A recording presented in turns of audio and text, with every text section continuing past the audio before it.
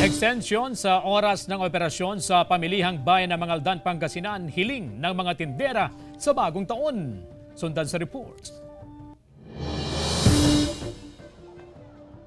Dahil sa nararanasang pandemya dulot ng COVID-19, may schedule ang pagbubukas at pagsasara ng Mangaldan Public Market. Alas 4 hanggang alas 5 ng madaling araw nagbubukas, habang alas 5 naman ng hapon nagsasara. Pero ngayong holiday season, hiling ng mga negosyante na sana i-extend ang operasyon ng palengke, lalo pat ngayon lang sila makakabawi sa mababang kita sa nagdaang mga buwan. Pinakamukha niya, no? Ang daing tira-tira. Kailangan sa dami rin na nagtitinda. Mahirap din magbenta ngayon.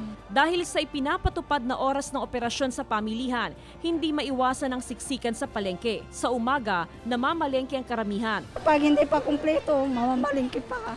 Pero aga?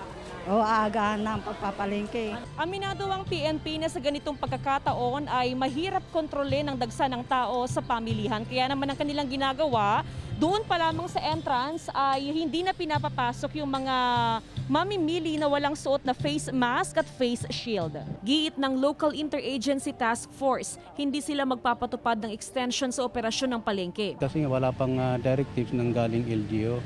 So hanggang 5 pa rin tayo. Ayon sa pulisya, kahit holiday, mahalagang sundin pa rin ang panuntunan ng IATF dahil hindi nawawala ang banta ng COVID-19. Kasama si Daryl Peralta, Jasmine Gabriel Galban, Balitang Amyanan.